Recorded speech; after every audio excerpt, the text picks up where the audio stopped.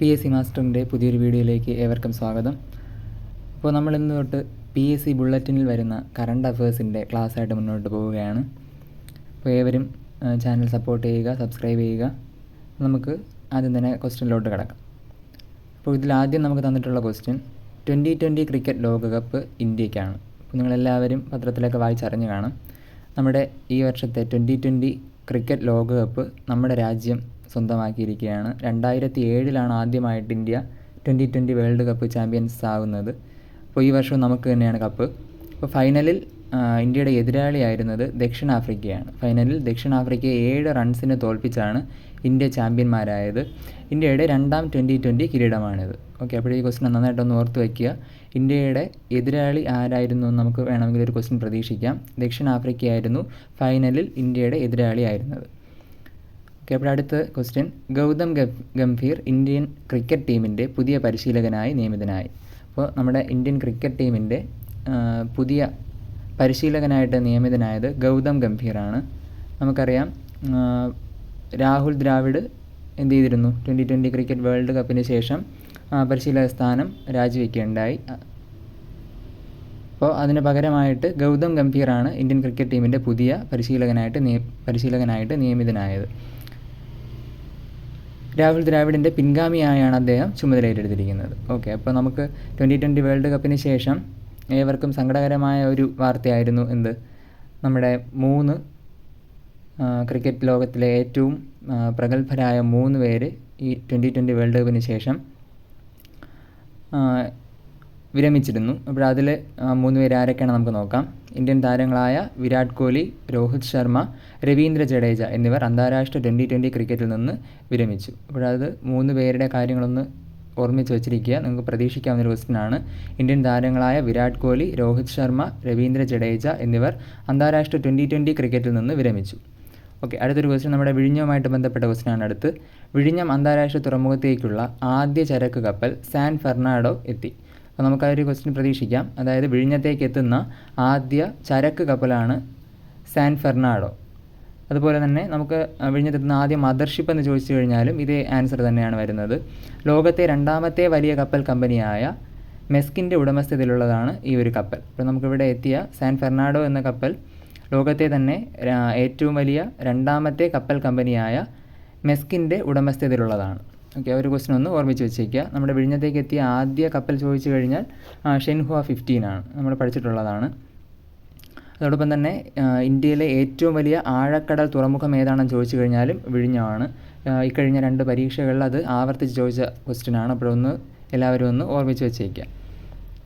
അപ്പോൾ അടുത്തൊരു question, lieutenant general Upendra Dwivedi കരസേനയുടെ പുതിയ മേധാവിയായി ചുമതലയേറ്റു. അപ്പോൾ കരസേനയുടെ പുതിയ മേധാവിയായിട്ട് ചുമതലയേറ്റ വ്യക്തിയാണ് lieutenant general Upendra Dwivedi. Justice Muhammad മുഷ്താഖിനെ കേരള ഹൈക്കോടതിയുടെ ആക്ടിംഗ് ചീഫ് ജസ്റ്റിസായി നിയമിച്ചു.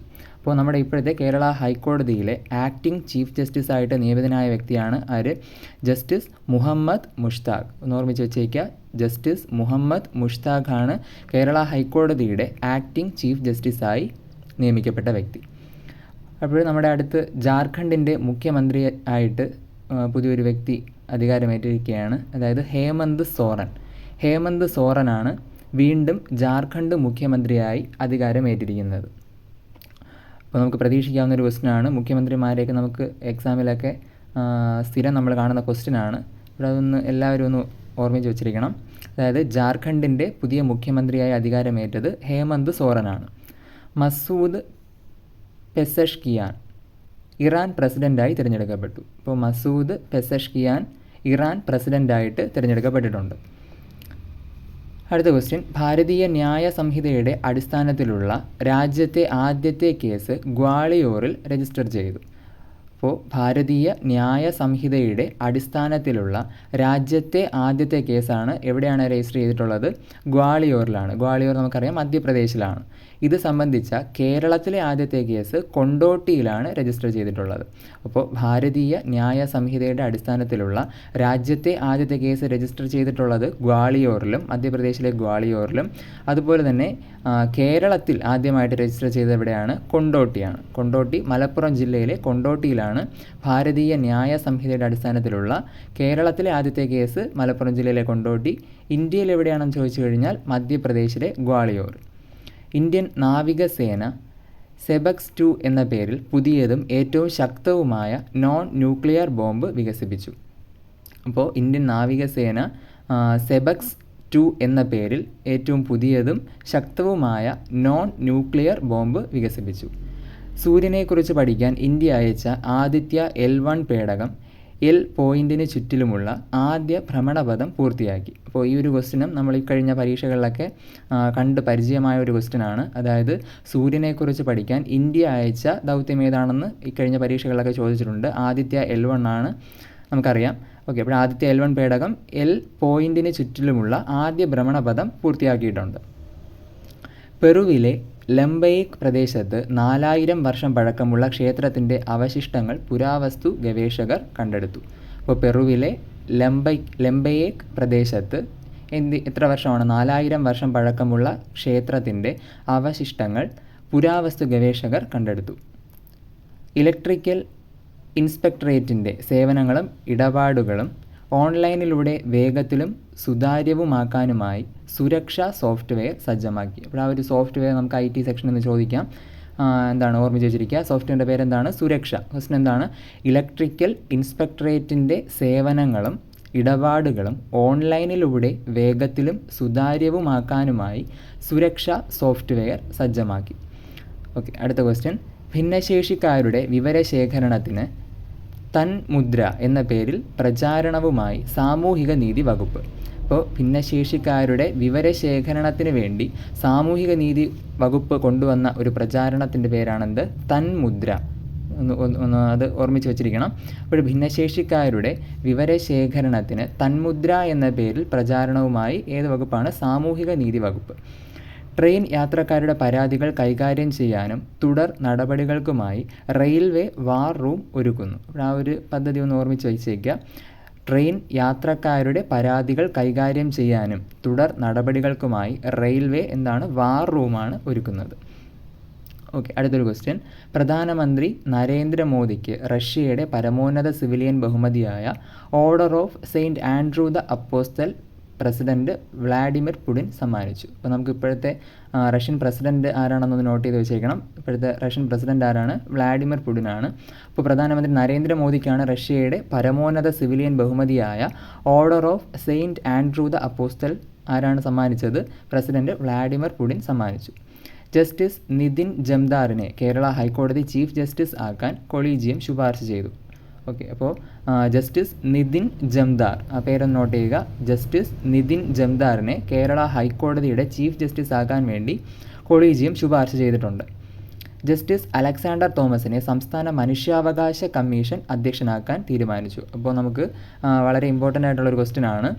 സംസ്ഥാന മനുഷ്യാവകാശ കമ്മീഷൻ്റെ അധ്യക്ഷനാക്കാൻ തീരുമാനിച്ച വ്യക്തിയുടെ പേരാണ് ജസ്റ്റിസ് അലക്സാണ്ടർ തോമസ്. അപ്പോൾ നമുക്ക് വരുന്ന പരീക്ഷകളിലൊക്കെ സ്ഥിരമായിട്ട് കാണാൻ കഴിയുന്ന ഒരു ക്വസ്റ്റ്യൻ ആയിരിക്കും ഇത്. എല്ലാവരും ഒന്ന് പഠിച്ച് വെച്ചേക്കണം. അപ്പോൾ ജസ്റ്റിസ് അലക്സാണ്ടർ തോമസിനെ നമ്മൾ എന്ത് ചെയ്തിട്ടുണ്ട്? സംസ്ഥാന മനുഷ്യാവകാശ കമ്മീഷൻ അധ്യക്ഷനാക്കാൻ വേണ്ടി തീരുമാനിച്ചിട്ടുണ്ട്. ഓക്കെ, അടുത്തൊരു ക്വസ്റ്റ്യൻ. NC മമ്മൂട്ടി പുരസ്കാരം കുരീപ്പുഴ ശ്രീകുമാരന്. അപ്പോൾ നമുക്ക് നോട്ട് ചെയ്ത് വെച്ചേക്കുക. NC മമ്മൂട്ടി പുരസ്കാരം ലഭിച്ച വ്യക്തി ആരാണ്? കുരീപ്പുഴ ശ്രീകുമാറാണ്. ശ്രീകുമാരൻ തമ്പി ഫൗണ്ടേഷൻ പുരസ്കാരം നടൻ മോഹൻലാലിന്. ശ്രീകുമാരൻ തമ്പി ഫൗണ്ടേഷൻ പുരസ്കാരം ലഭിച്ച വ്യക്തിയാണ് നടൻ മോഹൻലാൽ. ഈ വർഷത്തെ ഭരത് ഗോപി പുരസ്കാരം നടൻ സലിം കുമാറിന്. ഈ വർഷത്തെ ഭരത് ഗോപി പുരസ്കാരം ലഭിച്ച നടനാണ് സലിം കുമാർ. അടുത്തൊരു ക്വസ്റ്റ്യൻ. കെയർ സ്റ്റാമറാണ് പുതിയ ബ്രിട്ടീഷ് പ്രധാനമന്ത്രി. ബ്രിട്ടീഷിൻ്റെ പുതിയ പ്രധാനമന്ത്രിയായിട്ട് നിയമിതനായ വ്യക്തിയാണ് കെയർ സ്റ്റാമർ. ഓക്കെ, കെയർ സ്റ്റാമറാണ് പുതിയ ബ്രിട്ടീഷ് പ്രധാനമന്ത്രി. കെയർ സ്റ്റാമറാണ് പുതിയ ബ്രിട്ടീഷ് പ്രധാനമന്ത്രി. സോജൻ ജോസഫ് ബ്രിട്ടീഷ് പാർലമെൻറ്റിലേക്ക് തിരഞ്ഞെടുക്കപ്പെടുന്ന ആദ്യ മലയാളിയാണ്. ഓക്കെ, അപ്പോൾ ഒരു മലയാളി ആയതുകൊണ്ട് തന്നെ നമുക്ക് ആ ഒരു ക്വസ്റ്റ്യൻ വളരെ ഇമ്പോർട്ടൻ്റ് ആണ്. അതായത് ബ്രിട്ടീഷ് പാർലമെൻറ്റിലേക്ക് തിരഞ്ഞെടുക്കപ്പെടുന്ന ആദ്യ മലയാളിയാണ് സോജൻ ജോസഫ്. സോജൻ ജോസഫ് ആരാണ്?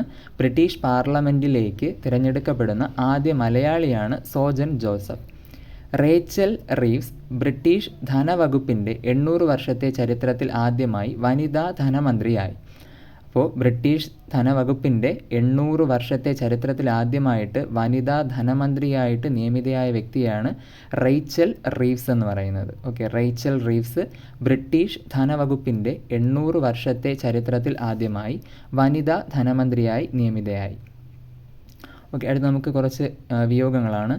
അൽബേനിയയിലെ പ്രമുഖ നോവലിസ്റ്റും നാടകകൃത്തുമായ ഇസ്മയിൽ കദാരെ അന്തരിച്ചു. അൽബേനിയയിലെ പ്രമുഖ നോവലിസ്റ്റും നാടകകൃത്തുമായ ഇസ്മയിൽ കദാരെ അന്തരിച്ചു. ഓസ്കാർ ജേതാവായ തിരക്കഥാകൃത്ത് റോബർട്ട് ഡൗൺ അന്തരിച്ചു. അപ്പോൾ റോബർട്ട് ഡൗൺ ആരാണ്? ഓസ്കർ ജേതാവായ തിരക്കഥാകൃത്താണ് റോബർട്ട് ഡൗൺ. അദ്ദേഹം അന്തരിച്ചു. ദക്ഷിണ കൊറിയയിൽ ആദ്യമായി ഒരു റോബോട്ട് ജോലി ഭാരത്താൽ കുഴഞ്ഞു വീണ് മരിച്ചു. ഓക്കെ, അപ്പോൾ നമുക്കിതൊന്ന് നോട്ട് ചെയ്ത് വെച്ചേക്കാം. അതായത് ദക്ഷിണ കൊറിയയിൽ ആദ്യമായി ഒരു റോബോട്ട് ജോലി ഭാരത്താൽ കുഴഞ്ഞു വീണ് മരിച്ചു. മലയാളത്തിൽ കവിതകൾ എഴുതിയ അസമീസ് കവി ബിപുൽ റൈഗൺ അന്തരിച്ചു. അപ്പോൾ ആരാണ്? മലയാളത്തിൽ കവിതകൾ എഴുതിയ അസമീസ് കവിയായ ബിപുൽ റൈഗൺ അന്തരിച്ചു. അപ്പോൾ നമുക്കിങ്ങനെ ഒരു ക്വസ്റ്റ്യൻ വേണമെങ്കിൽ പ്രതീക്ഷിക്കാം. ബിപുൽ റൈഗൺ ഏത് മേഖലയുമായി ബന്ധപ്പെട്ടിരിക്കുന്നു? ആരാണ്? കവിയാണ്. അദ്ദേഹം മലയാളത്തിൽ കവിതകൾ എഴുതിയിട്ടുണ്ട്. ആസം സ്വദേശിയാണ്. ഓസ്കാർ ജേതാവും ടൈറ്റാനിക്, അവതാർ തുടങ്ങിയ സിനിമകളുടെ നിർമ്മാതാവുമായ ജോൺ ലാൻഡോ അന്തരിച്ചു. അപ്പോൾ ഓസ്കാർ ജേതാവും ടൈറ്റാനിക്, അവതാർ തുടങ്ങിയ സിനിമകളുടെ നിർമ്മാതാവുമായ ജോൺ ലാൻഡോ എന്ത് ചെയ്തിട്ടുണ്ട്? അന്തരിച്ചിട്ടുണ്ട്. ഓക്കെ, ഇത്രയും വിയോഗങ്ങളാണ് നമുക്ക് ഈ ഒരു PSC ബുള്ളറ്റിൽ പഠിക്കാനുള്ളത്. ബാക്കി കറണ്ട് അഫയേഴ്സ് നമ്മളെല്ലാം മനസ്സിലാക്കി കഴിഞ്ഞു. ഇത്രയും ക്വസ്റ്റ്യൻസാണ് നമ്മുടെ ഈ ഒരു ജൂലൈ 15 ലക്കത്തിൽ നമുക്കിവിടെ പഠിക്കാനായിട്ട് തന്നിട്ടുള്ളത്. അപ്പോൾ നമുക്കറിയാം PSC ബുള്ളറ്റിൻ കറണ്ട് അഫയേഴ്സ് വളരെയധികം ഇമ്പോർട്ടൻ്റ് ആണ്. കാരണം അവരതിൽ നിന്ന് ക്വസ്റ്റ്യൻസ് ഒരുപാട് തന്നെ ഇടാറുണ്ട്. അതോടൊപ്പം നമ്മൾ മറ്റ് ഏത് പ്രസിദ്ധീകരണങ്ങളിൽ നിന്ന് പഠിക്കുന്നതിനേക്കാളും വളരെയധികം നമുക്ക് ക്വസ്റ്റ്യൻസ് കിട്ടാൻ സാധ്യത ഉള്ള ഒരു മേഖലയാണ് ഈ PSC ബുള്ളറ്റിലെ കറണ്ട് അഫയേഴ്സ്. അപ്പോൾ അതുകൊണ്ട് തന്നെ എല്ലാവരും കൃത്യമായിട്ട് ഇത് നോട്ട് ചെയ്ത് വെച്ച് പഠിക്കാനായിട്ട് ശ്രമിക്കുക. അപ്പോൾ ഓൾ ദി ബെസ്റ്റ്.